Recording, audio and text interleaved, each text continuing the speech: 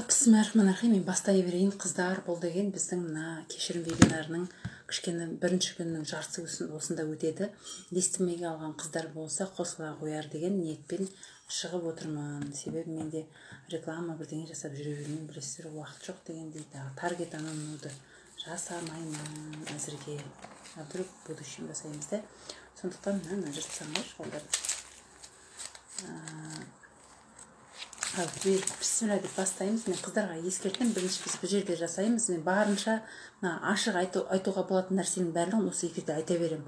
Вот уже жаңағыдай ашық айтуға болмайтын, енді кәдімгідей жабық эфирде айтылатын ғана нәрселерге келгенде біз көшеміз. Неге бұл жаңағыдай болмайтын нәрселер бар, мен ашып айта алмаймын мұндайларды.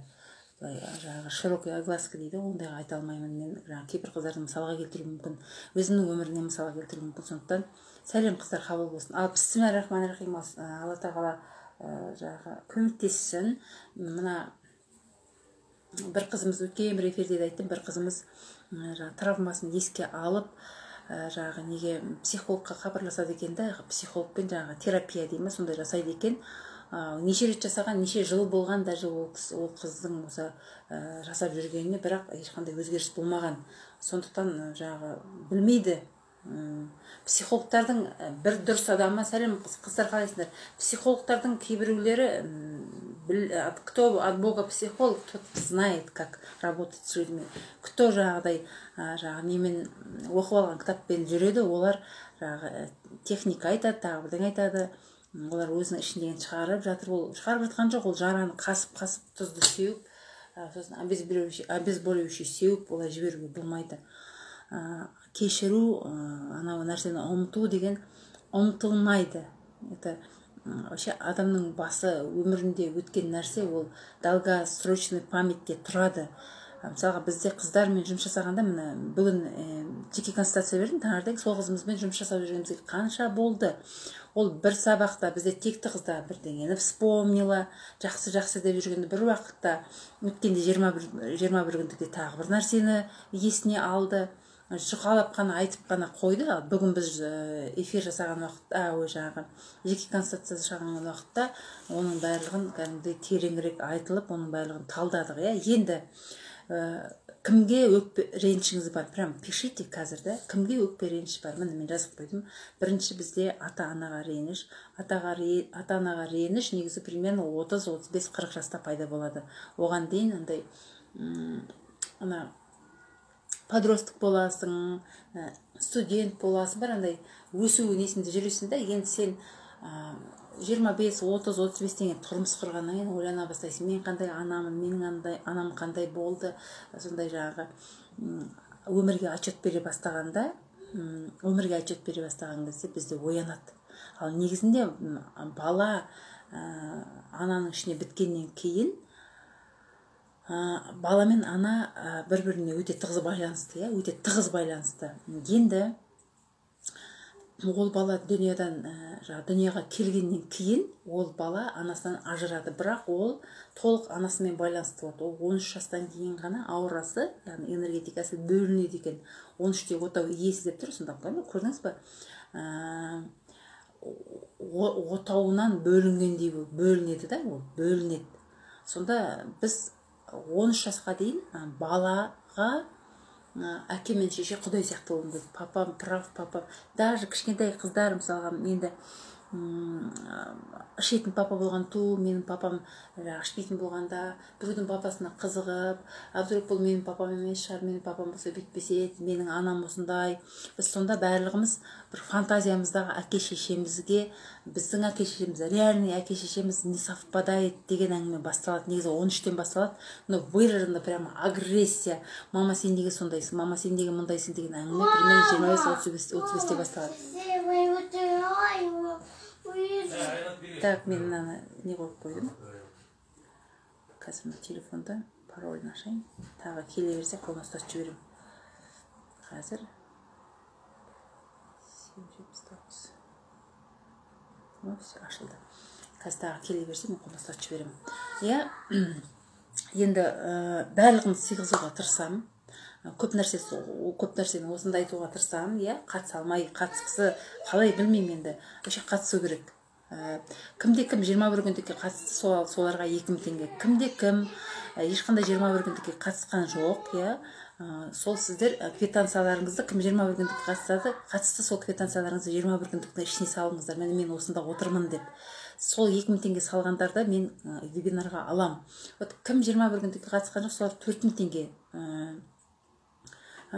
4000 теңге төлейсіздер. Неге? Себебі біз 2 күн вебинар өткеннен кейін 1 апталық 21 күндіктің 1 апталығын өткіземіз сіздермен, обратный связьбен. Сіздер жазасыздар, только текстпен, мен жауап беріп отырам. Неге олай жасаймыз? Себебі біз қазір айтқанда, осы айтқанның өзіне сіздің әкеңізге, анаңызға, енеңізге, атаңызға, күйеуіңізге деген, жаңағы абысынға деген өкпе реніштер оянып жатуы мүмкін. Соны орнына түсіру үшін біз қаттырақ жауып жіберейін. Біз кішкене нені нетеміз. Соны орнын сглаживать етеміз. Мен кішкентайымда мені асырап алмады ма, менің атанам басқа ма екен деген ойлар болған. Я, ондайлар болады. Себебі біз білмеймін енді, ертегіден фантазировать етеміз, білмеймін. Сондай арманмен өсеміз ғой негізінде. Сол кезде біз қараймыз, салыстырамыз ғой енді, кәдімгі реальный табиғи нәрсе ғой. Ал енді келейікті ата-анаға ренжейміз. Қандай ата-анаға ренжейміз? Ал енді ренжігенде, мысалы, осы жерде отырған адамдардың жаңағы Монғолиядан көшіп келген болуы мүмкін, Россиядан көшіп келген қазақтар болуы мүмкін. Бірақ сонда да қай жақтан келсе де, сол кеңес үкіметінің заманында өмір сүрген ата-аналар біздің ата-аналарымыз. Біз оларға не деп ренжейміз?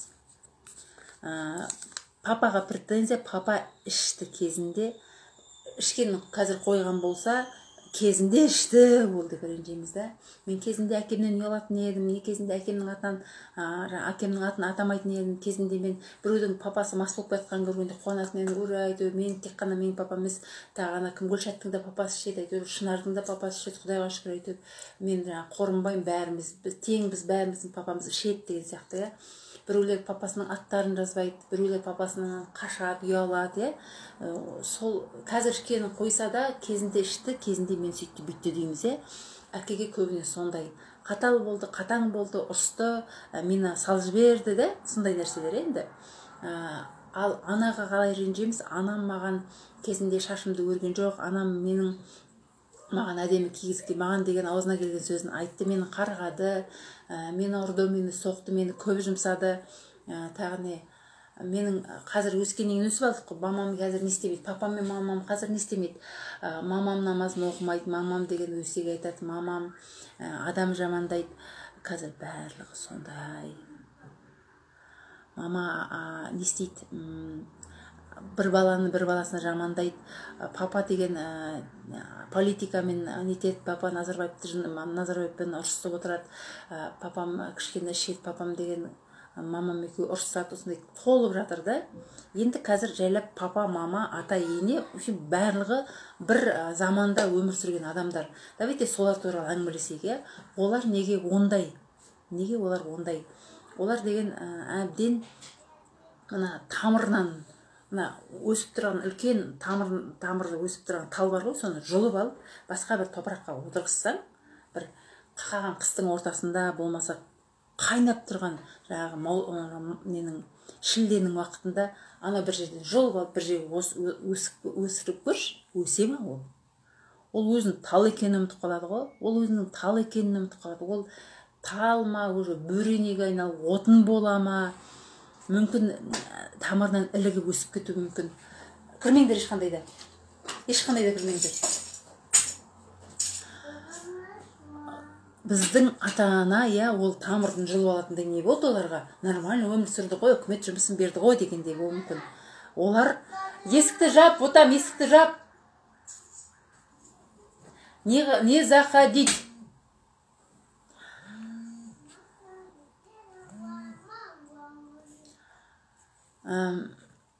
Енді қараңыз, не болды? Олар, біріншіден олар біздің қазіргі именно біздердің әке шешелеріміз, егер де араларыңызда 50-60-қа келіп отырған адам болсаңыздар, онда сіздердің әке шешелеріңіз соғыс көрген адамдар, иә. Сол жерден бастайық. Ал ана ашаршылықтан, мына коллективизацияны өзіңіз ойлаңызшы, коллективизация болды. Бүкіл малдардың бәрін кәдімгі настроен геноцид қой, осы қазақты қыру үшін жасалған нәрсе ғой, барлығы қазақты қыру үшін. Олардың біздің қазақтың инфраструктурасы, системасы осылай айналып тұр ғой. Бір ауыл болады оларда, иә, бір ауыл, бөлек-бөлек ауылдар, бір ауылды алайық, бір ауылда бір бай болады міндетті түрде. Ол бай болады, сол байдың айналасында сол малдың барлығы, мына жерде кедейлерде ана малды менің малым деп ойлаған. Себебі олар сол кедей сол малды баққан, олар круглый год аш болмаған. Олар сосын оларға ауылға не?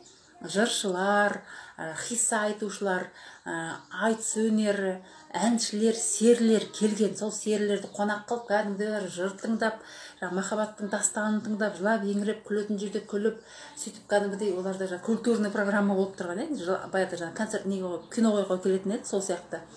Одан байлық жетеді, сауда жүріп тұр. Оларда жетімі ешқайда қалмаған, ер адам өліп қалса әмеңгерлікке алған да, әйелді далаға кетпесін, жетім далада жыламасын деп, ағасына қосқан, жеңгесін қайнысына қосқан, болмаса келінді қайнағасына қосқан, әмеңгерлік дейді ғой, сөйтіп жібермеген. Бізде қазақтар өте мықты болған. Біздің қазақ кәдімгідей мұсылман болған. Біздің қазақ жайлаудан, қыстаудан айналып бір керемет болған. Байлар, бағландар, оның ортар шаруалары қасында жағдай барлығы бір неде өмір сүрген, иә. Енді не болды? Келді де бүкіл малды тартып алды, барлығың тең боласыңдар деп қаңғып қалды барлығы. Одан ашаршылық болды. Оның бер жағында енді есін жиғанда, көрдің бе, мына мысалға бір баланы мамасын өлтіріп тастап, иә, мысалға бір баланы мамасын өлтіріп тастап, анау мамасын өлтіріп тастап жылап нете бастағанда орнына мама бола қоясың ғой, мысалға. Сенің мамаң болайын деп ана баласын өлтіріп тастадың мамасын, білмеймін, ана баланың наследствосы керек болды ма, әлде ол ана баланың өссе сенің балаңнан асып кетейін деп тұрды ма? Енді сен ана баланы жаңағыдай өзіңше өзіңе ыңғайлы қылып өсіресің, ана баланы алдың, мамасы өліп қалды, все, ана несін, ол білмейді қандай тұқымнан екен, ол шебер ма, ол художник па. Ал бұты, мә Аянат, саған ұстап отыр, мә Аянат, кетіп қалды, мә ұста, бар, есіп жап, бар, енді кірмейді, бұтам есіп жап, дұрыстап жап, болды, енді кірмейді, телефонға жабысады, бәрілер қарайды, мен де амалсыздан осылай жұмыс жасау үшін. Сонда қараңыз, ұлт ретінде оның ар жағындағы түбірін білмейді, әке шешесін білмейді, мамасы өліп қалған, ол баланы алады да асырайды, асырады, өзіңе ыңғайлы қыласың, оны послушный қыласың, сен айтасың, үйге маған көмектессең, сен осындай боласың, сен менің үйімді жинасаң, осындай боласың, сен менің малымды жайласаң, осындай боласың. Мә, арақ, іш ал арақты, мына арақты ішсең көңілді боласың, іш мына арақты. Бірінші күннен бастап 5-ші күнге дейін жақсылап үйде жұмыс жаса, 6-шы күндері арақ, пятница кешке, суббота күні, пятница кештен бастап, суббота кешке дейін арақ ішуге болады. Бірақ демалыс күні кішкене демалып, понедельник обязательно жұмыс істейсің ал. Саған бәрі беріледі, саған примерно осындай болды. Сода біздің ата-аналарымыз күшті жұмыс жасады, олар обеспечен, олар деген ешқандай жұмыс жасамаған адам болмаған, барлығын кәдімгі жұмысқа тұрғызған, бірақ арақ ішті барлығы. Бұл арақтың да өзінің енгізілуінің историясы бар, өзінің оның да идеологиясы бар. Олар осылай біздің қазақты түбірімен кім екенін ұмытып, жаңағы көзі мутный болып, бүйтіп жұмыс жасап жүру керек болды. 37-ші жылы вообще енді бас жасайтындардың барлығы кетті, басы барлардың барлығы кетіп қалды. Енді не істейміз? Сол заманда өскен ата-анамызға не дейміз? Қазір олар өздерінің ар жағын көп білмейді, біліп қажылыққа барғандар бар, ішінара примерно 8%, 10% болуы мүмкін. Бірақ жаппай біздің аналарымыз бен әкелеріміз не істейді? Бар білген телевизорде. Іштерінде дым қуыскеуде ештеңе жоқ мына жерде. Дым құндылық жоқ. Жаңағыдай қырып жатса да намазын оқыған әжелеріміз бар. Жаңағыдай болса да тығылып аятын оқып жетінәні пісірген. Жаңағыдай болып жатса да балдарынан құлағына хиссасын айтып, аңызын айтып кеткендер бар. Олар кішкені сақтаған. Именно мен байқасам, сол білімді алып қалған адамдардың жағдайы өте жақсы. мысалы біз гастрольмен көп жүреміз ғой, сонда әр үйлерге тоқтаймыз, сонда қарасам жаңағы үйінің өте ауқатты тұратын үйлердің адамдарына кірсем, мен қандай адамдар бай болады, мен бай болам деп мен сөйтіп ойлаймын да. Қандай адамдар бай болады десең, анау ар жағындағы сөзінің барлық сөздік қоры керемет, енді олар өте білімді адамдар. Сондықтан міне қазір не істеп жатырмыз біз? Білім толтырып жатырмыз. Соның ішінде жаңағы бай болудың техникасы, жаңағы бірдеңе болып кетудің техникасы, тағы бірдеңенің техникасы, күйеуді қалай ұстайтын жаңағыдай позалар, бірдеңелер деген ондай, олар деген ол мына беттің жылтыры. Вот мына жерді толтыруымыз керек. Біз мына жерді, мынау жерді, көкірегімізді толтырсақ, біз сонда баймыз. Бізден кейінгі ұрпақтар ешқайда да адаспайды. Енді қараңыз, неге соңғы 3 жылдықта енді жөнделіп келе жатыр көпшілігі, соңғы 3 жылдықта неге бәрі психология барлығы жаңағы не деп кетті? Техника деп кетті. Неге? Себебі қаңбақты білесіз ғой? Перикатиполи дейді ғой. Қаңбақтың тамыры өте не болады? Кішкентай ғана болады. Ол осы қауқиып өседі. Вид такой большой, да, суретін білесіздер ғой? Қаңбақты білмейтіндерге суретін салып берейік. Қаңбақ деген қандай екенін білмейтіндер. Қаңбақ деген өзі мындай болады. Мындай әдемі болады өзі. Ана өскенде тамыр сияқты әдемі, қарасаң ана китайский лампа бар ғой, жанып тұратын, сондай әдемі болады. Сол желді күнде былай ұшады ғой. Қаңбақ деп көріңіздер, енді білесіздер ғой көбісі қаңбақты. Жаңағы қаңбақ ұшқанда өзі оның қонарын, жаңағы ұшарын жел береді, қонарын сай біледі деп айтады ғой, қаңбақ. Кімсің? Қаңбақпын. Бидай мен қаңбақ дегенді естіп көрдіңіз ғой? Кім білімді толтырды? Сол бидай. Кім білімді кеудеге толтырған жоқ? Кім қуыс кеуде? Сол қаңбақ. Надутую губу, да, елден қалмай ерін үлкейтіп алған, блефаропластика жасатып алған, жаңағы бетін былай тартып алған, құлақтың нәрселерін кесетті тартып қалады. Осындай көрдім бірнеше адамның, Ақтөбеден көрдімдер уже. Массаж жасауды білмегеннен кейін, оның барлығы физкультурамен айналыспағаннан кейін. Тағы не? Шашына ботокс жасайды, постоянно всегда әдемі болып жүру керек, әдемі киімді киеді. Жұрт өсектеген жерде өсектейді, мақтаған жерде мақтайды, қатардан қалмау керек, жылды бетіп жүру керек да. Потому что мына жерде жоқ. Кім екенін білмейді. Кім екенін білмегеннен қаңбақ сияқты ана сайға жүгіреді, мына сайға жүгіреді. Соңғы кезде неге қаңбақ болып кеттік барлығымыз? Себебі тамыр тереңге батпаған. Баяғы Совет үкіметінің кезінде, ана әргерек кезде, 21-ші жылдардан бастап, шілдеде болмаса қақаған қаңтардың уақытында, ақпанның уақытында нән бәйтеректі біздің қазақты жолып алғанда, мә деп қадақ қойған. Өс алса. Қаңбақ болмағанда не болды? Сондай болдық. Сондай болғаннан кейін біздің әке-шешеміз қазіргі көп ата-аналар не істейді? Өздері отыра алмайды. Қазір мен сіздерге салып берейін олар қандай екенін. Өздері отыра алмайды. Үйде осылай отырады. Ұзақ тыныш отыра алмайды. Күйде қуыс. Не с кем общаться? Мына жерде Аллаға деген орын өте аз. Не істейді? Сосын телефонмен сөйлесін. Ай, не істеп жатырсың? Не істедің ана? Күйеуің не істеп жатыр? Оңбаған бірдеңе дейді. Күйеуіңден нетпейді, сөйтіп ұста. Мына жерде дым жоқ та. Айналаға бетіп, ешкім одан сұрамайды. Өзі қан ішеді, қызының қанын ішеді. Ана балаға мама не отыр? Кішкене ауырып отырмын бірдеңе. Деп сөйтеді. Бірдеңе анау баласына күтеді да, көмек күтеді, білмеймін, ақша күте ма, жаңағы курортқа апарсын дей ма, білмеймін. Сөйтіп көпшілігі сонда сөйтеді де сөйлесіп болады. Мама бірдеңе деп анау баласынан вампир деп аттасын. Болды, келсін айтады. Бәтима қылады. Ай, Бәтима, қалайсың ай? Ана бірдеңе естідің ба? Таңертең кешке дейін жаңау біреуді жамандайды, баласын вампир дейді, или қызына звондайды. Анау нетіп жатырмын, кішкене бірдеңе қылып жатырмын. Ана әкең анау қырсығы отыр ана жерде. Тағы ұрсып қалдық ана әкеңмен. Әкең деген сондай қыздардың құлағын жейді ғой. Білмейді, потому что өзінің кім екенін білмейді. Өзінің кім екенін, мына қыздар қылғынады, менде қыздар қылғынады. Неге? Қиналады мына мама деген вообще. Бір қыз кеше үйіне кетіп қалған, маған жазып отыр. Мен қайтадан қайтқым келеді. Күйеуіммен бір ауру тапқаннан кейін шешем мені үйге алып кетті. Мен қалай қайтамын үйге дейді. Откуда она знает, что у него обнаружили вот эту инфекционную болезнь? Откуда она знает? Не көріп келді ма, біліп қалды ма? Әлде одан медсестра оған звондады ма мамасына? Сіз енесіз ғой, мына күйеу балаңыз сондай кішкене жұқтырып алған ауру деп. Медсестра звондаған жоқ. Қыздың өзі айтты ғой. Қыз неге айтады? Айтқызбай қоймай тұр мамасы. бұл айтып үйреніп қалған әбден. Не болды сонда? Мына мамасының мына жерінде ештеңе болмағаннан кейін қызының өмірін улайды, ұлының өмірін улайды. Жаңағы ұлын келіннің алдында жек көрінішті қылады. Одан ана әркімнің өсек айтады. Неге өсек айтады олар? Себебі олардың мына ар ожданы, мына жердегі мына ар ождан дейді, иә. Мына жердегі жаңағы Алланың салып қойған жаны жамандықты деген нете алмайды, шыдай алмайды. Ол мына жерде ұйықтатпайды, тулайды, бүйтіп жейді да. Ол сен мынаны дұрыс істеген жоқсың, сен мынаны дұрыс істедің, мына жерде неге бүйтпедің, неге сөйтпедің деп. Вот сол мына внутренний диалогтан қашады да айналаға айтады, ананы жамандайды. Неге? Мына ар ождан айтып жатыр, сен өткенде бүйттің, неге сөйттің?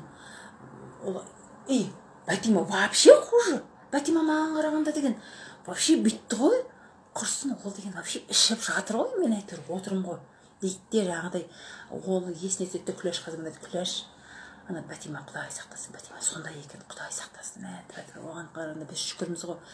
В общем, не керек, сондай ата-анамыз сондай болғаннан кейін ешқандай ренжімейміз қыздар. Ал ренжиді қандай нелер, қандай кезінде маған сөйтті, кезінде маған бүйтті, кезінде мамам маған дұрыс қараған жоқ, соның кесірінен мен осындайға ұшырадым, кезінде мамам маған слишком қатты қарады, соның кесірінен мен сөйттім. Ал енді жаңа қаңбақ сияқты қонарын сай білет, ұшарын жел білет болып өскен дым ішінде ешқандай мына жері мен бәріне айтпаймын қыздар, бірақ 90% сондай, 99 десем де болады. Ладно, 96 дейінші.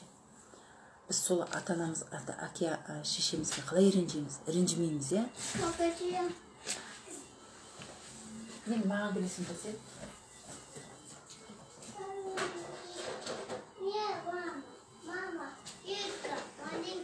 Хорошо. Ертең ана егер есікке кілт салып алмасам ба? Ал енді ата-ана да, әке шеше де, ата-ене де сол поколениеде туған. Бірақ сол поколение тұрса да өздерін жақсы деңгейде ұстаған адамдар бар. Мысалға, бір қыздар жақсы отбасында өседі. Ана өзінің кім екенін біледі, әке өзінің кім екенін білетін ортада өседі. Сосын ол не істейді? Бір жерге тұрмысқа шығады. Ана жерге барады да, Құдай сақтасын, енем деген ужас, атам деген ужас деп жатады да. Негізінде мынау тепе-теңдік деген бар ғой. Табиғат бір-бірін емдеп тұрады. Мен осы неге көп іздендім да, мен алдыңғы күні мен передача шығарадым, мен неге айтып жатқанымды айтамын сосын. Қазір мен жерге бүйтіп жазып қойыншы. Бір-біріне бұлар нетіп тұр, мен бір передача шығарадым. Йеллоустоун, сосын неде Африкада да бір заповедник бар екен, сол жерлер заповедниктер құрып кеткен ғой. Мына аңдар жаңағы қызыл кітапқа енбек түгіл, тіптен почти қалмағанда, сол бір регионда бір ареал обитания дейді ғой. Бұл бір облыста, Ақтөбе облысында жаңағы қиық қалмаған, болмаса борсық қалмаған, болмаса қабан жоқ та. Оны жөндеу үшін не істейді екен? Фактор страха деген болады екен. Сол жерге қасқыр қояды екен. Мынау қасқыр болмағаннан кейін, қорқынышты болмағаннан кейін, мына аңдар тумайды екен, представляете, қыздар?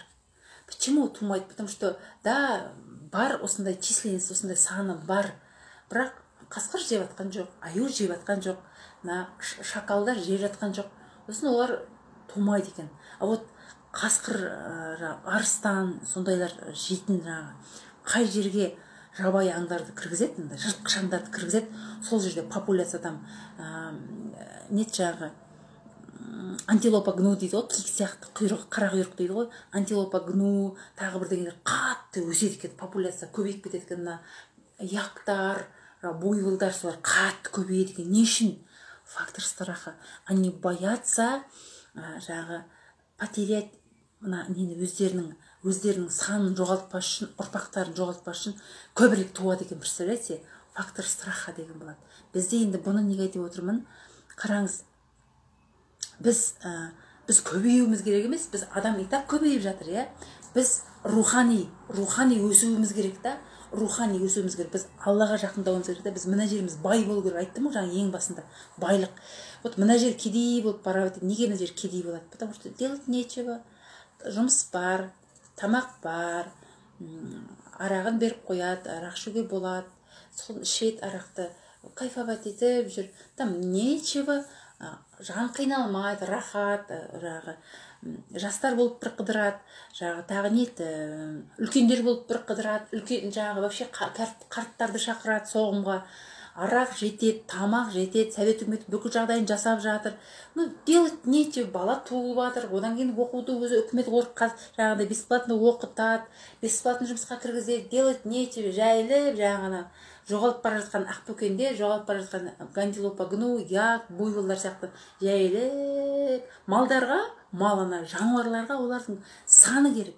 Адамға бір адам болса да мына жерінің байлығы керек. Жүректің мына жердегі Аллаға деген махаббат, мына жердегі ұлтына деген сүйіспеншілік, мына жерде ұлтқа деген намыс, мына жерде кезінде батырымыз қандай болған, кезінде өнер адамдар, біздің қандай өнеріміз бар қазақтың, би өнері, күй өнері, айтыс, тағы не, хисса, жыр, дастан, тағы не, теңге алу, аударыспақ, көкпар, спорт қой, вообще масқара спорт оны, тағы не бар, мал бағу, етікшілік, темірден ұста, самаурын жасайды, тағы не, сандық жасайды, киіз үй жасайды.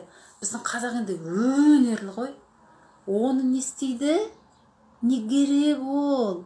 Үкіметтің салынып тұрған үй бар, дүкен толып тұр. Мына желтоқсан түні ызғарлы деген бір спектакль қойылды, сода деген орыс айтады ғой. Желтоқсан түні ызғарлы деген. Түнде білмеймін бәрі. Жастар деген желкілдеп неге шыққанды ішіп алған, орыс келіп тұр көршісіне. Көршінің үйінде 2 жас тығылып жатыр келіп. Қыз бен жігіт тығылып жатыр. 2 жас бір-бірін танымайды анау. Неден даладан қашқан ғой, сол мына үйге келіп тығылады. Білмеймін, не жетпейтін. Дүкен колбасадан толыпты. Нан, колбаса, сок керек па, сүт керек па, арақ керек па, толыпты. Білмеймін, мына қыз жастарға не жетпейтін. Алаңға шығып алып, екіленіп бейтіп, жасасын бірдеңе, колбин кетсін деп айқайлайды. Колбиннен не жамандық көр деп маста. Сол сияқты мына жер өліп қалады ғой. Мына жер өліп қалатын жерде намыс жоқ, дым жоқ. Совсем өліп қалмаған менде соған жақындаған. Енді мен неге бұны келтіріп отырмын?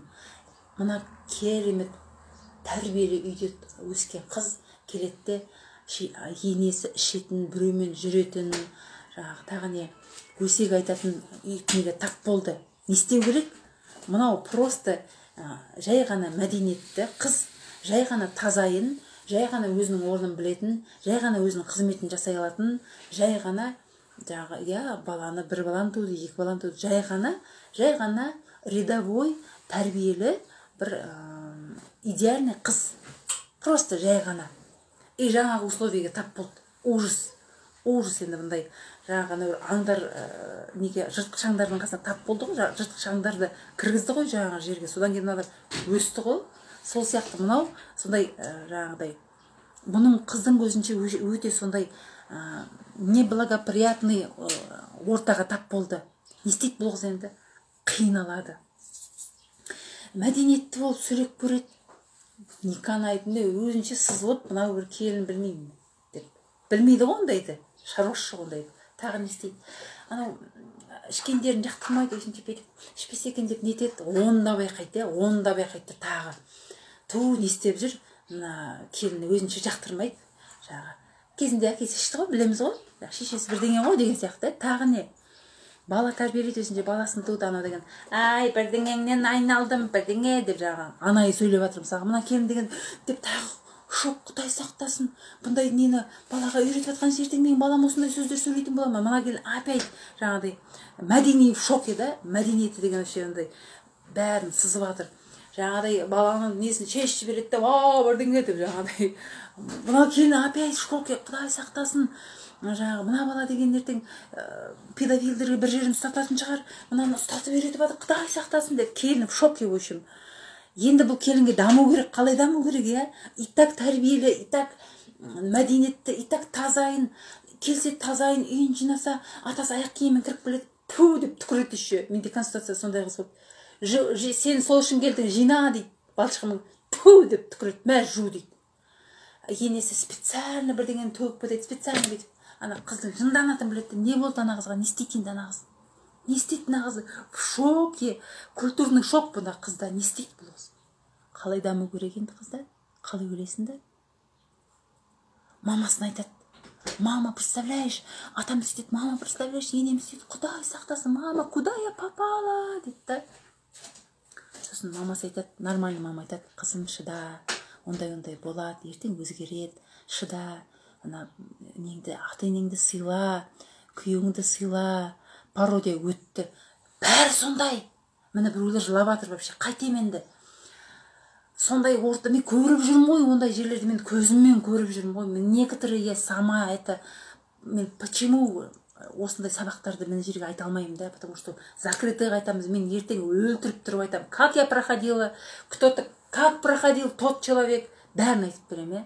Жеке конституцияда аттарыңды атамаймын, региондарыңды атауым мүмкін, чтобы там, да, действительно, есть такой персонаж деу үшін, да. Сөйтіп қыз келеді, не істейді енді?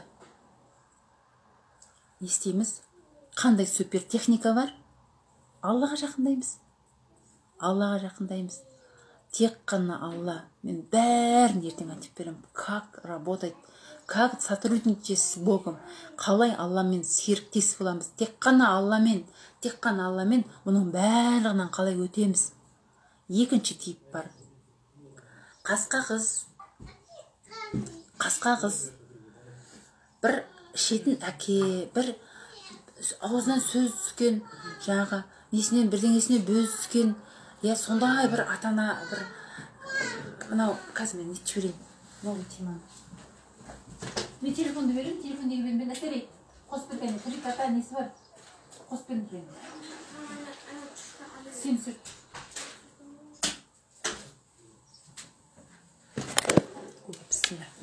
Ал енді мен жаңағы әр жанұя әртүрлі ғой, әр жанұя әртүрлі, бірақ мен примерно несін айтып жатырмын, несіне. Енді қараңыз, енді мысалға мынадай не бар.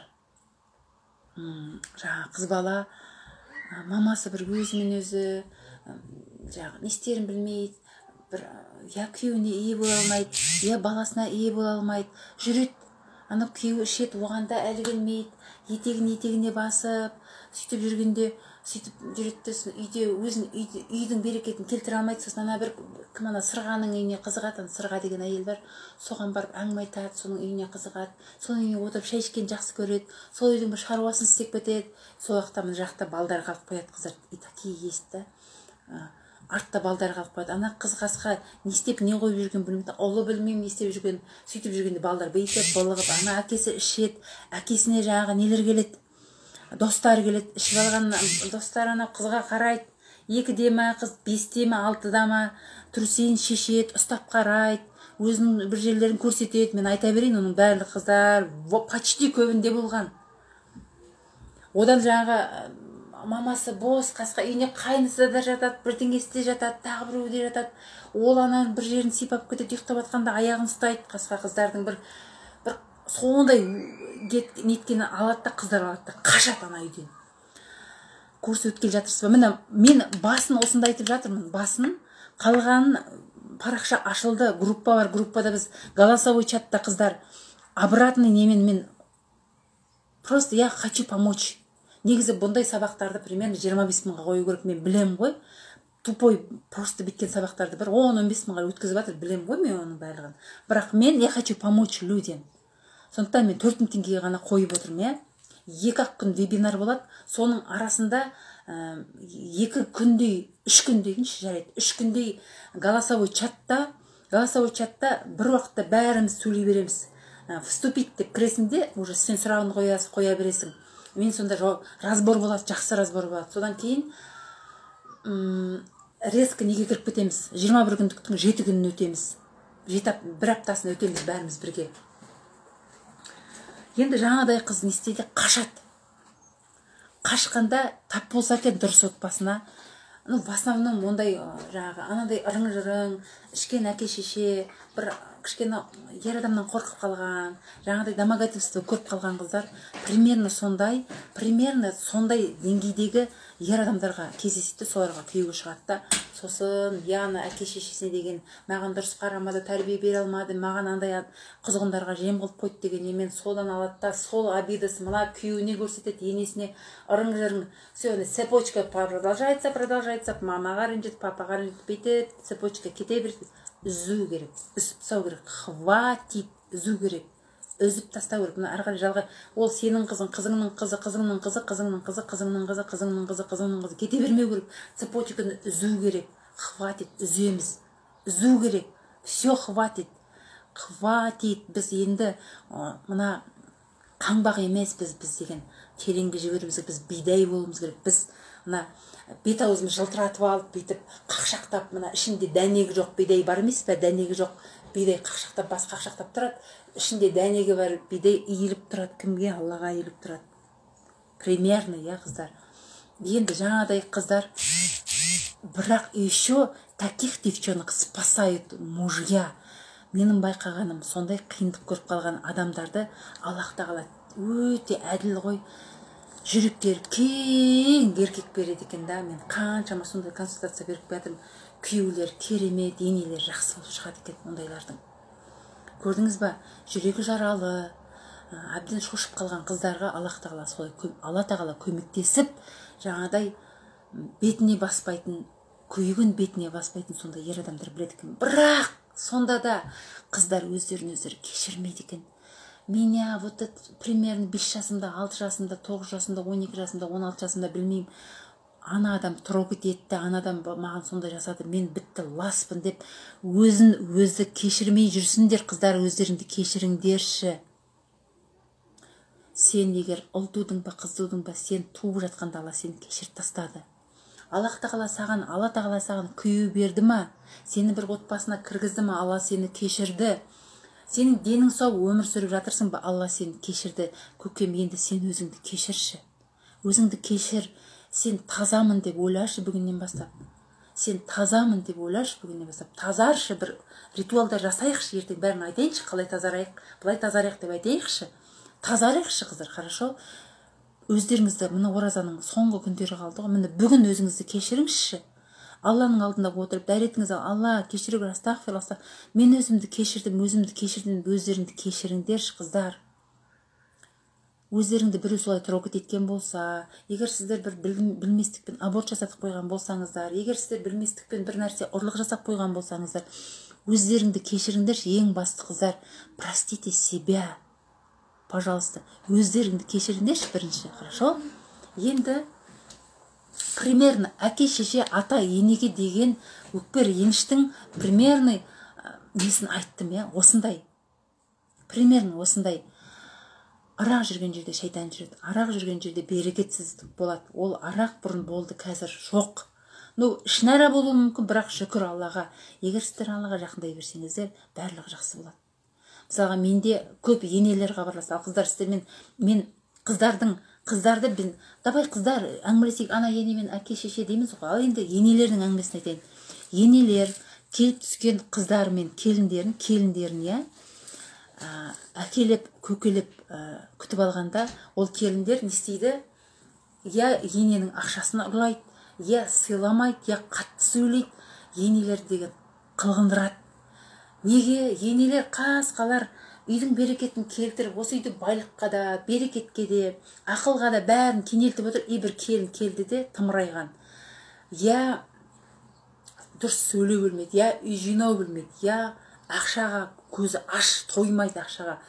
Ана келін не істерін білмей маған хабарласады. Не істерін білмейді да. Енді сөйткенде мына келінді, ар жағын келін қандай деймін да. Келінді Құдай аяғандай болып шығады да. Құдай аяғандай болып шығады келінді да. Қасқа жағы кезінде таршылық көрген, кезінде әкесі андай болған, әкесінен ажырасып қалған, анасы осындай болған болып шығады да. Енді қараңызшы, сондай бір берекелі, осындай жүрегі ақ келінге жаңағыдай дым көрмеген тастай болып қатып қалған, я. мен мынаны не көрсетіп отырмын, қараңдаршы. Мына жерге тастай болып қатып қалған миға, тастай болып қатып қалған жүрекке, тастай болып қатып қалған топыраққа, тастай топырақ, міне топырақ болғанда бар ғой, қатып қалған міне. Осыған бір дәнек егіле ме? Егілмейді. Өкпе реніштен қатып қалған. Бұл қопсығаннан кейін барып жұмсақ, қара топыраққа, құнарлы топыраққа ғана егілген дәнек өседі. Мына тастай келіндер түседі кейбір енелердің қолына. Кейбір мамалар солай қиналады. Сіз кейбір керемет үрпілдеп тұрған қыздар мындай тастай енеге тап болады. Бәрін айтып беремін ертең, мен сыйдыра алмаймыз, мына жерде тағыдан етейміз, уақытын қарап қояйын, мен кішкене шаршайын деп жатырмын, 40 минут болды ма? Ұзақ айтпаймын, чтоб миларын нетпес үшін. Ертең мен тек қана андай техника демей қояйықшы, кәдімгідей бүкіл мен айтамын оны, Енді мына жерде мен белгілеп кеткен нәрселерді тағы да айтуға тырысамын, өзім жолымыз ақшылып. Жау алыстан келген жоқ деді, айтып жіберейінші. Жау алыстан келген жоқ. Неге жау алыстан келген жоқ?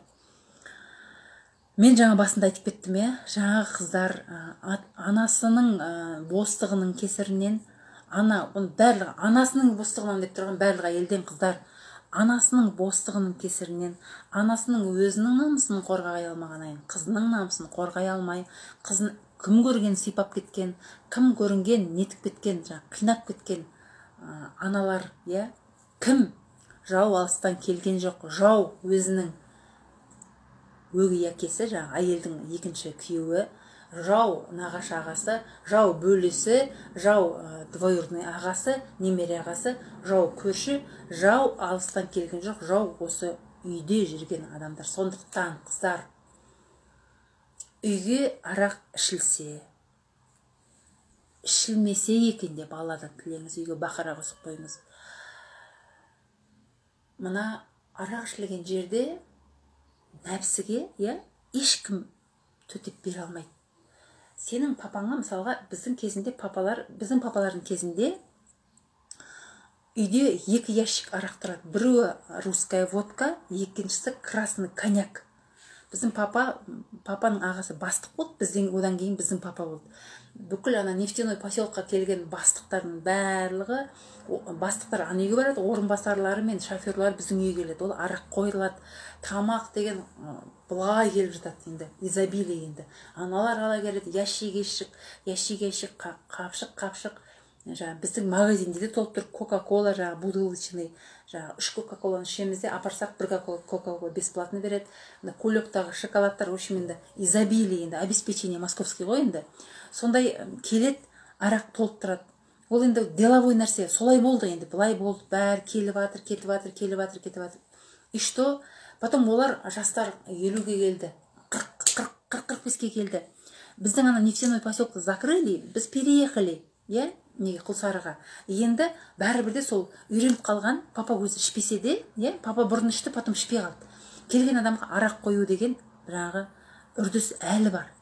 Сосын мен студент болдым, мен барсам үйге, как всегда, дастарханға кісілер келді, папалар шайын берді, и обязательно арақ қойылады. Ол кезде кристалл ма, бір сондай арақтар, парламент па мода болып атты, сол қойылды, ішті. Сосын мен байқап қалдым, мен өте тіке адамын, спокойно айта берем. Қонақ кеткеннен кейін айттым, папа, мама дедім.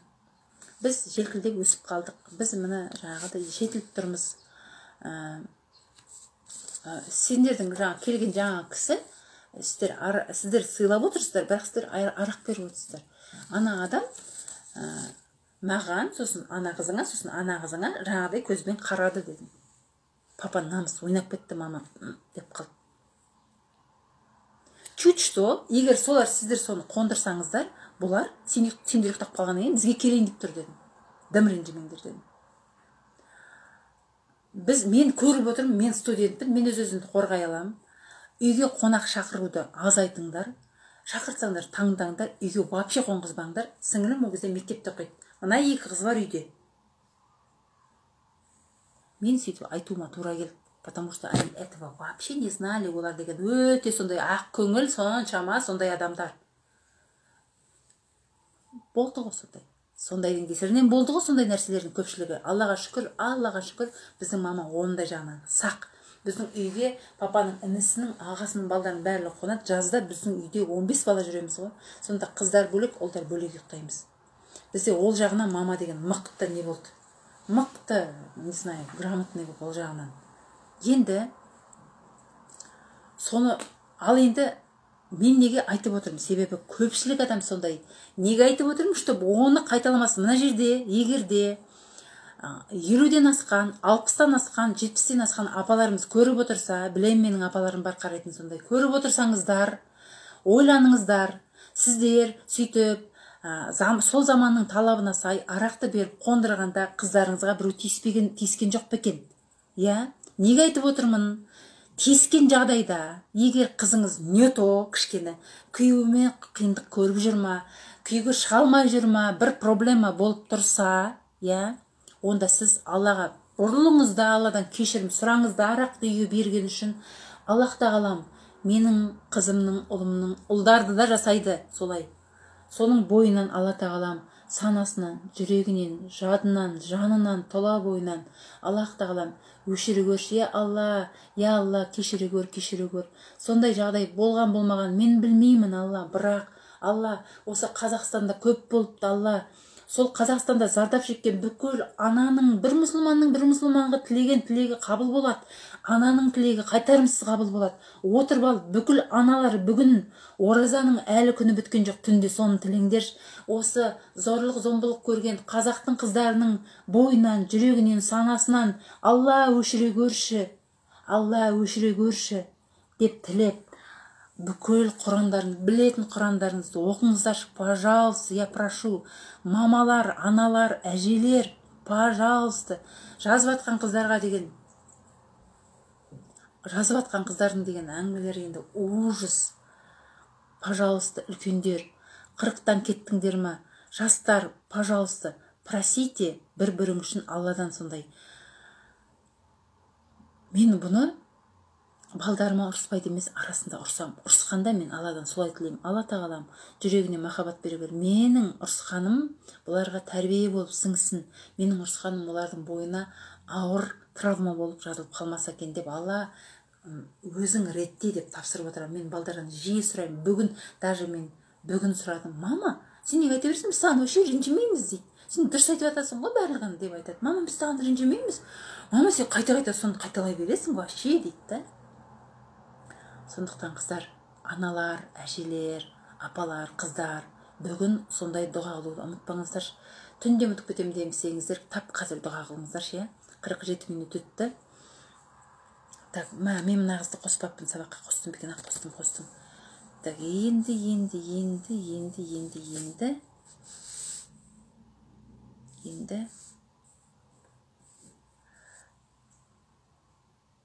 Энергиям кішкене таусылып қалды, мен аяққа өтуім керек. Мен тағы бір-екеуін айтамын. Ата-анаға ренішті айттық. Енді күйеуге ренішті қысқа ғана айтамын, бауырға көбірек айтамын. Күйеуге реніш неден болады? Күйеуге ренжиміз. Көбінесе біз әке-шешеге ренжігеннен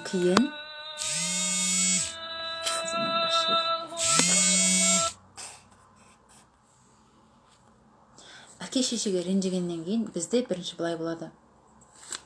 Біздің бірінші көзімізді ашқанда көргеніміз папа, білгеніміз папа, папаның жүріс-тұрысы, папаның бізге деген қарым-қатынасы, папа. Сол пападан аумайтын біреуге күйеуге шығамыз. Вот егер біз күйеуімізге қатты ренжіп жүрсек, думайте, текті қыздан өткен қыздар біледі. Ойланыңдар. Папамен отношениені дұрыстаңдар. Я? Папа, жаңа айттым ғой папаларды. Папалар солай болған. Ол мамаға да байланысты, ол папаға да байланысты. Олар заманында ішті, ойнады, күлді, құндылықтар аз болды, мына жер бос, қуыс кеуде болып қалды олар. Ол баяғана тос айтып, мына өмірге құштарлық деген,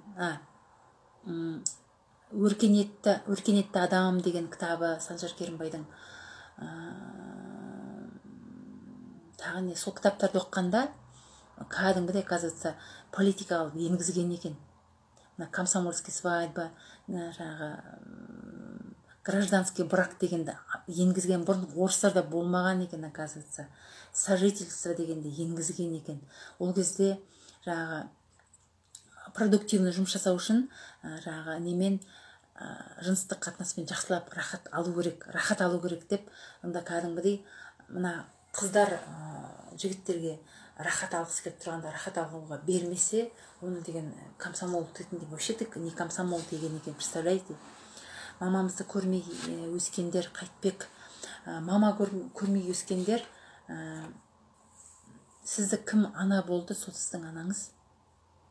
Бала баққандікі. Содан кейін сізге анаңызды іздеп, әкемізді іздеп біз деген сабылмаңдар, қыздар. Ол ананың, әкенің материалы міне біз. Міне сенің анаң, міне сенің әкең. Осылармен. Сенің дене мүшең, 12 мүшең, сенің мына жаның, сенің мына бойыңдағы қасиетің, сөйлегендегі дауысың, сенің өнерің, сенің мына ойың, ақылың бәрі әке мен анадан берілді. Сондықтан вы не переживайте. Сіздің анаңыз сіздің бойыңызда тұр. Хорошо? Тәрбиені дұрыс берсе де, дұрыс бермесе де, сенің қазір есің бар. Есің болғаннан кейін сен қазір кітапты ал да, оқы да, біліп ал. Құдайға сыйын да, Алладан тіле алып ал қасиетті. Без проблем. Мен күйеуіме ренжулімін. Қою керек, күйеуге ренжулімін. Мен көбіне ата-анаға көбірек етемін. Ата-анамен өкпе реніш кеткенде күйеуге де реніш автоматически кетеді. Күйеуге деген реніш әкеден басалады дегенге келіспеймін. Ренжімеңіз, әкемнен ешқандай конфликт болмаған, бірақ жолдастың конфликті, өкпе реніш көп. Оған келіспеймін десеңіз, ол өзіңіздің еркіңіз. Бірақ көбінесе байқасаңыздар, адам әкесінен аумайтын адамға күйеуге шығады. Ол неге тартты? Потому что ол сенің папаңа ұқсады. Ал өкпе реніш не істеді? Реніш неден болады? Көкіректен болады. Көкірегіңді бас. Сонда бәрі нормально болады. Көкірегіңді бас.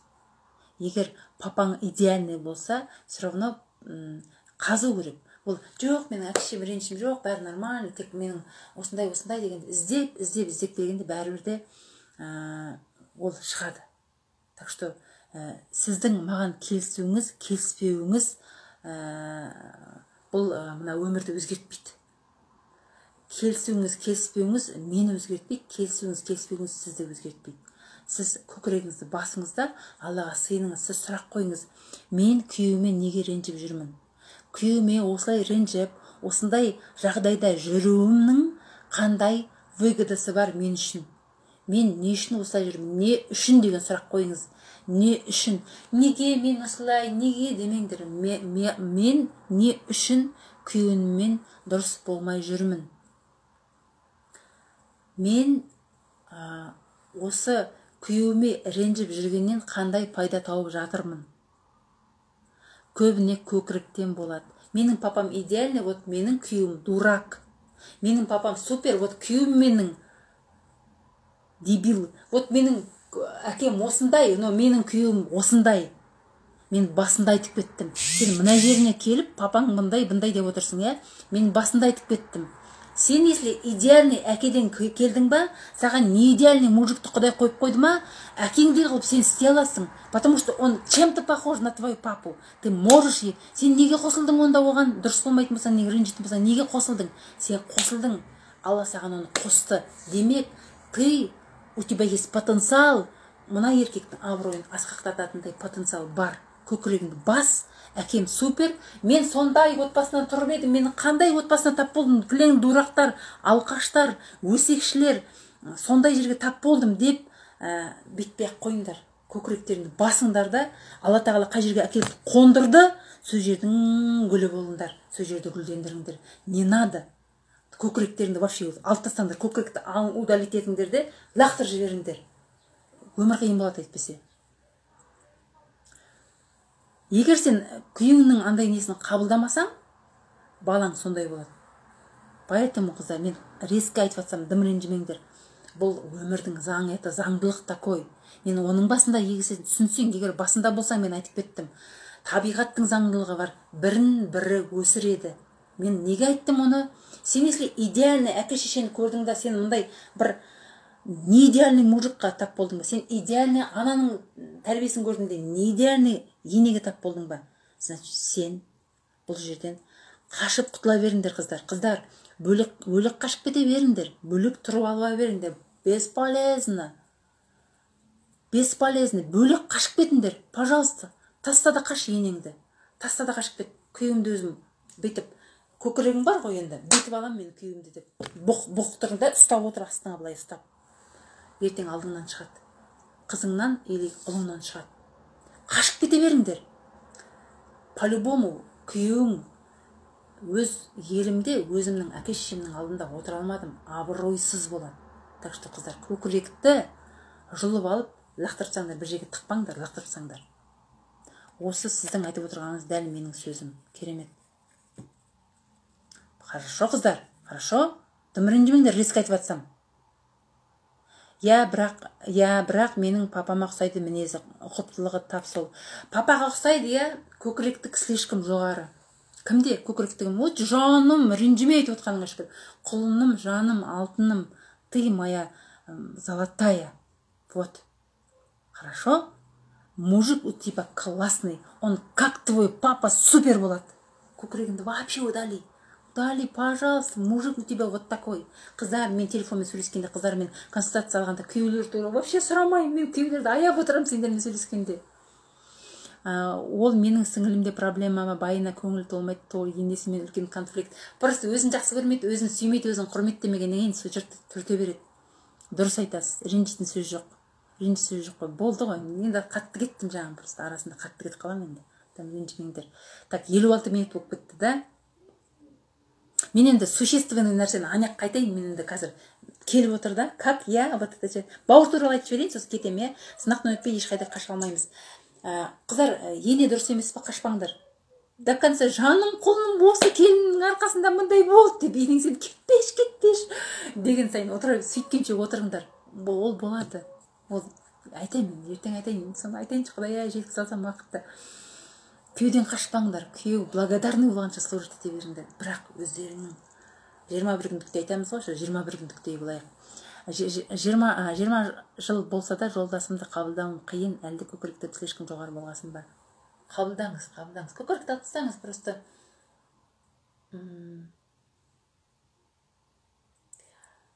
Енді білмеймін, сіздің тамырыңызды басу керек үшін, именно не екен, тамыр басу керек, ол көру керек.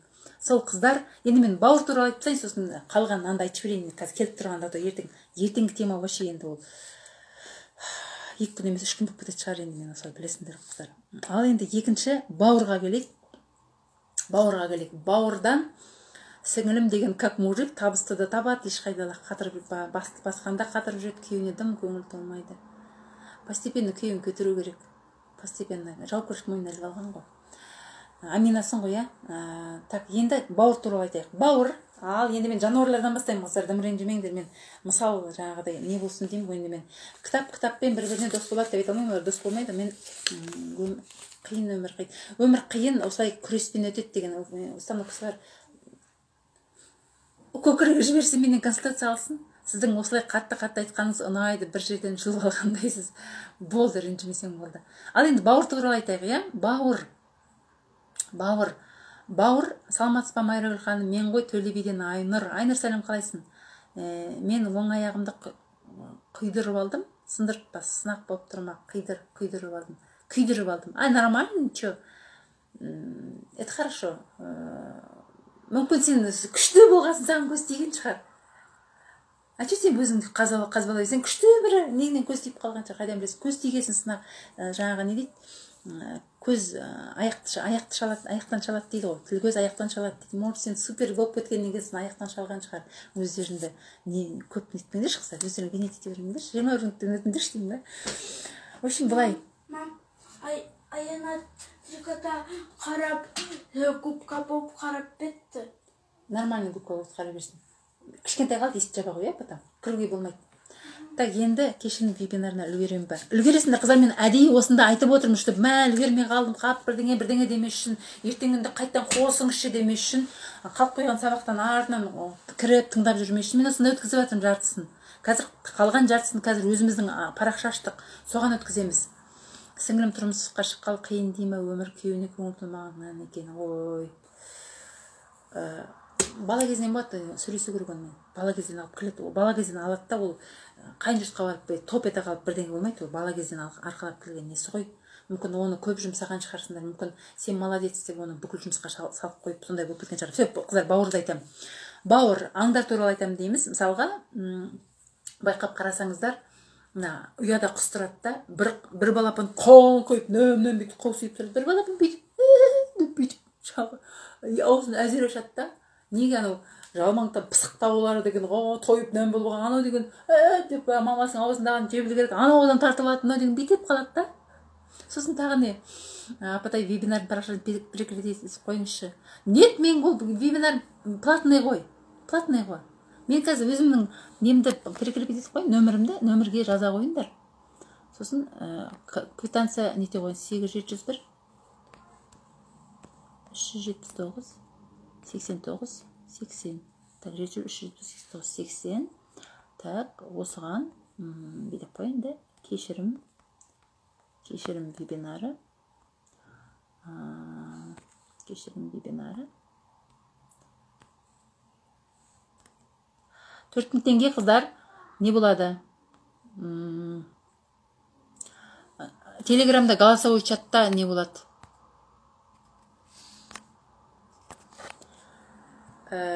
Голосовой чатта не болады? Разбор болады. Кәдімгідей нетеміз. Или голд номер ма? Голд номер, осы номер голдта. Осы номер голдта. Телеграмда кәдімгідей голосовой чатта біз сөйлестік, қыздардың почти консультация аласыңдар. Енді мен қайтейін, хочу помочь. Мүмкін жағдай болмай жүрген шығар, маған жете алмай жүрген шығар. Мен енді самый низкий қойып тұрмын ғой, сонда да енді солай болып жатқан шығар. Енді сосын келесі ертеңгі күнге уақытын келісіп, біздің Қуанышгүл бар ғой, өте ауыр жағдайда келген, кім біледі, сол қазір шүкір жақсы, мен сонымен осылай прямой эфирде сөйлесеміз. Альбина, сәлем, қалайсың? Ал енді бауырларға келейік. Жаңағы балапанды елестеттіңдер, біреу қауқиып өсіп алған, біреу сүмірейіп жатыр. Сосын жаңағы нелерді қарасаңыздар, мысықтарда еміп жатқан кезде, жаңағы нелер бүйтіп бір-бірін жылмалап еміп жатады ғой. Иттерді сондай. Біреуі сегодня вау болып тұрсыз дейсің ба? Орамал тағып алдым ба деймін ба? Мен орамал тақпасам жүре алмайтын едім негізінде бұрындары. Сол қайттан оянып жүр, мен орамал бұрыннан таққым келеді, бірақ орамал ұнатпай жүрдім. Мына орамал ғана ұнап тұр, енді осыдан басқа қалғандары ұнамай тұр. Үйде бір ящик орамал бар ғой. Енді орамал тастамаймын. Жаңа Азаматқа айтамын, орамал тағып алсам қарайды. Төбем, қойшы, төбем қазір неткім келіп тұрған, магазинге барып едік қой. Қайта қуанамын ғой, тақсаң таға бер дейді. Бұрыннан осылай орамал тағып жүргенде ол ұнатқан ғой өзінше. Ал енді комплиментіңе рахмет, сама такая. Бәрі қызыл болып кетті. Ал енді келесі вебинарға қатсам, бұл жол реті болмай тұр. Мадина, Амди. Хорошо. Без проблем. Енді бауырларға келейік, жаңағы, ал енді қасқыр не істейді, бір қыздар білесіңдер ма? Маған қызық болып тұр. Қызық болып тұрса, кіресің, қазір қосып жіберем сені. Сосын артынан төлеп жібересің ғой.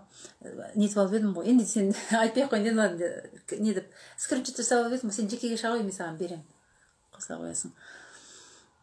Мен потому что келесте өткізбеуім мүмкін ғой бұл вебинарды. Бұл мен өткізіп жатырмын, бір екі қыздың жағдайы үшін өткізіп жатырмын. Білмеймін, Алла бұйырса. Енді ручная работа Азаматтың платогын жартысы дейсің ба. Енді қыздар, былай қылайық, бауырға келдік, енді қыздар қасқыр не істейтін білесіңдер ма? Қасқыр әлжуаз күшігін жеп қояды. Білесіздер ма? Ертең пазар қылып, китке жете алмай, түлкіге жете алмай жүру үшін жеп қояды, өлтіріп тастайды. Жеп қояды. Сол сияқты. Қараңыз, бауыр 5 ағайын болдың ба, 3 ағайын болдың ба, 2 ағайын болдың ба, 9 ағайын болдың ба, біз инстинкт, животный рептильный мозгпен біз маманың сүтіне таласқан, маманың тамағына таласқан жаңа жануарлар сияқты мама мен папаның вниманиесіне бәріміз таласамыз. 5 ағайын бол, 10 ағайын бол, 15 ағайын бол, 3 ағайын бол, 2 ағайын бол. Сол кезде күтіп пысықтау сол маманың папаның көзіне түседі де соларды алады да любимчик қылып алады ата аналар. Анау пысықты или любимчик қылып алады, или соған бәрін асып қояды. Осы қыз қатырады, осы қыздан отқа салсаң жанбайды, суға салсаң батпайды, осы қыз дейді де любимчик қылады. Болмаса алады да ұлдарды қатты көтереді. Біреулер қыздарын көтеріп, ұлдар жұмсақ қояды. Ол енді алдында тәрбие не көрді, соны жасайды да. Сөйтеді. Сонда не болады? Разногласие бауырлардың арасында басталады. Внимание жетпейді. Анау жүреді бүйтіп, не? Жүреді. Кіші бала бауырлар туралы ертең тарқатыңқырап айтамын, потому что ужасная проблема. Бауырмен араласпай байлық келмейді. Әке шешемен дұрыс араласпай, мамамен араласпай махаббат болмайды жүректе, папамен дұрыс махаббат болмай, қоғамда орның болмайды, ақша таппайсың, бауырлармен араласпай вообще кедей боласың. Бауырлар туралы жазып бауырларға ертең тағы тарқатып айтамын. Ертең айтып беремін, бірінші бала, екінші бала, үшінші бала. Мен қазір қысқа айтып кетемін, потому что бір сағаттан асып баратыр уже. Бала да үлкенді тыңда. Үлкеннің айтқан заң, осы айтады, сендер тыңдайсыңдар деп үйретеді. Средний қасқа апам ішсін, апам кесін, сіңілім кесін, інім кесін, інім ішсін деп средний қасқалар бүйтіп, олар ана гипкей болады, ананың да көңіліне қарайды, мынаның да көңіліне, средний болғасын айтып жатырмын деймін ба. Мынаның да бәрімен бүйтіп жаңағыдай не болады да, тіл табысқыш болады. Кішкентай вообще фантазияны шектемейді, бәрі позволено, да күшті болып өседі. Үлкенді аяймын, ең үлкен. Мен бар ғой, үлкендерді жаман аяймын. Үлкендер қасқаны мойнына іліп қояды бәрін. Ол деген біліп ала, ол бүйтіп ойлайды, мен правмын дейді де, үстемдік жүргізеді. Мына кішкентайлар өседі, 25-ке толады, 30-ға толады, уже оны тыңдамайды. Осы мынау ренжиді, мен неге тыңдамайсың, мен үлкен емеспін, мен всегда права. Ну как это ты права? Мен 30-ға келдім, мен өзімнің отбасым бар, 40-қа келдім, 50-ге келдім, енді права болғанда мен білем шығар өзімнің семьямның жағдайын деп, кіріспей отыршы сен деп, анау старший қасқалар деген отшибать етіліп қалады ғой. Сөйткенде не болады? Опять разногласие басталады. Мынау жүреді кішкентай, жаңағы анауда должен сияқты, мынауда должен, мынаған бірдеңе сұрап, мынадан мынау сұрап, понимаете? Поэтому соның ішінде үлкендерді жалко. Үлкен балдарыңды өйтіп өсірмеңдер. Үлкен балдар, сен үлкен қоя қой, сен үлкен бере сал, сен үлкен ондай істемеңдер. Постарайтесь соны жасамауға. Енді бауырлармен не үшін араз боламыз? Сол үшін, қыздар, сол үшін. Сондықтан әке шеше тең жақсы көреді барлығымызды. Аллаға қалай барлығымыз теңбіз. Сіздер қазір өздеріңіздің балдарыңызды сорттап көріңдерші. Мынаны жақсы көрмеймін, мынаны жақсы көремін, мынаны қатты жақсы көремін, мынаны мына баланы көргім келмейді деп айта аласыңдар ма? Жоқ, бәрін жақсы көресіздер, барлығын күшті болса деп ойлап тұрасыздар. Бірақ біз өзіміздің жағдайымызға удобный бала қылып, удобный қылуға тырысып тұрамыз да. Так, ана бала сөйтуге ыңғайлы, мына бала сөйтуге ыңғайлы. Соны байқаңыздар. Хорошо, қыздар? Бауырмен вообще жақын болу керек. Ал енді қыздар, 1 сағатта 7 минут болып кетті. Ұзақ, слишком. Осымен аяқтаймыз. Если вебинарға қатысам десеңіздер, пожалуйста, мына скриншот жасап алыңыздар. Мен қазір сақтағаннан кейін жазармын. Директке салыңыздар квитанцияны, голд осында, WhatsAppқа салыңыздар, только телеграмға салмаңыздар. Мен сіздерді қосам. Ертең тағы да болады. Кішкентайлар да үлкенге қамқор болу керек екен түсінбейміз, должен деп ойлайды да. Қайғылық салып отырып алады. Отыр анжан бір қалада айтпай қойын қайғылады екен. Отыр, қан ішіп бәлігін. Туып алған бір қызды. Анаға сый алып береді, мына апасы жалбақындап кетеді. Мамасын қанын ішіп, папасын қанын ішіп. Отыр. Не болды? Бәлігі маманың бостығынан. Мама бос болмау керек. Мама шаштарын шырылып алу керек шашын. Бастарын біріктіріңдер. Или вообще, я ухожу, куда не знаю деген сияқты. Деп кетіп қалған дейсің ғой, Майрагүл. Сондықтан қыздар, мығым болу керек. Үлкендер, кішкентайлар, мына Эльвира, кішкентайлар ренжиді. Кішкентайлар үлкендерге қамқор болу екен түсінбейміз. Ана ағам маған не бермеді, қиналғанда ақша бермеді. Ана ағам деген маған компьютер алып бермеді. Соған бұлданып өзіне қайтып бердім депті. Бір қызымыз шығады да маған.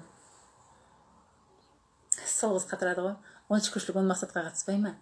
Мен жазбай қалдым дейді. Неге десем ғой? бәрі орындалып жатыр, үлгермеймін оған дейді. Мен оның барлығына үлгермеймін, қойшы шаршаймын мен оған дейді. Мен оған үлгермеймін. Ана бәрін жазып едім, бәрі орындалып жатыр, сосын жазбай қалдым, оның бәріне қалай үлгеремін мен деп дейді да, көрдің бе, бәрі орындалады ғой негізінде, жазғанның барлығы. Өзің ниет қылғасын, оған талпынғасын. Мен үлгермеймін, мен итак ана балдардың сабағы бар оқытатын мұғалім өзі. Ананың курс жүргізуге үлгермеймін, приложение жасап жатыр дейді да. Өзі ашпайды, еще бір курсқа шақырып жатыр, ақшасын жақсылап төлеймін деп. Сол айтады да. Мен мамасы қайтқан ғой, мамасы қайтқан. Ол екі ағасының қолында қалған.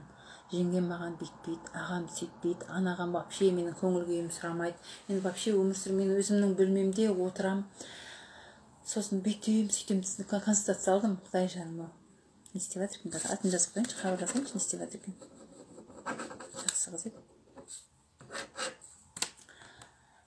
Сол қызымызға түсіндірдім ғой, түсінді ол. Сосын вроде түсінді, бір мезде қайтан менің ағам бүйткен жоқ, менің ағам сөйткен жоқ, менің даже операциядан кейін қалым сұраған жоқ дедім.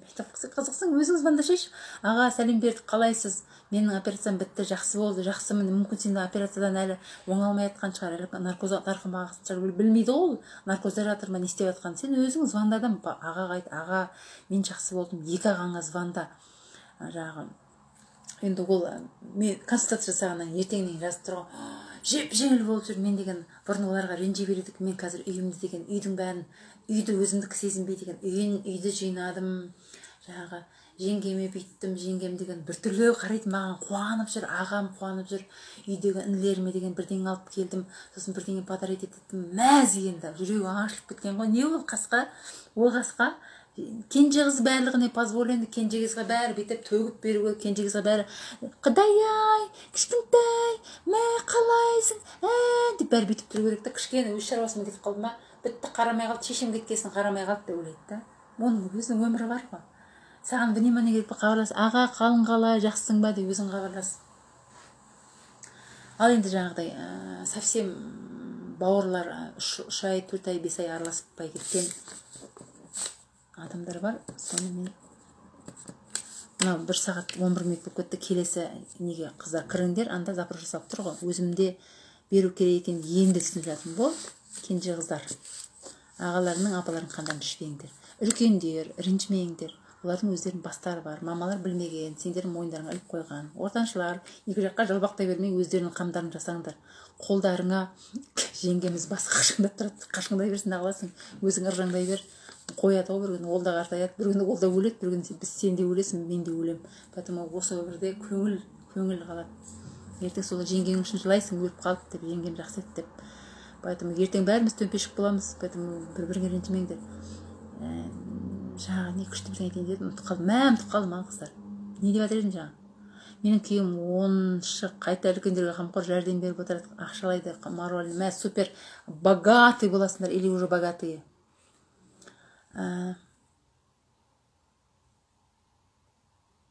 Так, 2-3 ай араласпай қалғанда кейін қарайды, мұны асып кетті. Қарап, сонда айтам. Соны айтам, я қыздар.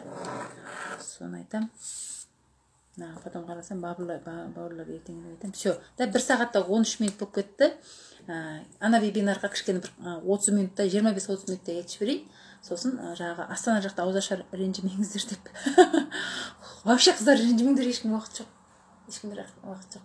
Бауырларыңмен, көкірегі өсіп кеткен бауырлармен, көкірегі бар енелермен нетуді ана жаққа айтайын, я? Хорошо? Кенже қызбын. Я, кенже қыздар.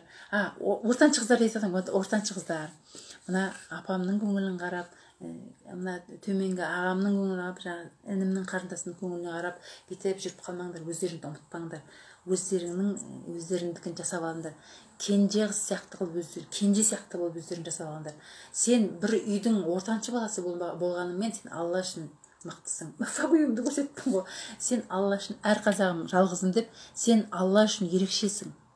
Сен 9-шы болсаң да Алла үшін ерекшесің. Сен 1-ші болсаң да Алла үшін ерекшесің. Сен 3-ші болсаң да Алла үшін ерекшесің. Сондықтан ерекшеліктеріңді сен ерекше Алла беріп қойған қасиеттеріңді көтеріңдер, халыққа қызмет етіңдер. Сонда өмірдің мәні сонда ашылады. Әкеге де ренжімейсің, енеге де ренжімейсің, күйеуге де ренжімейсің.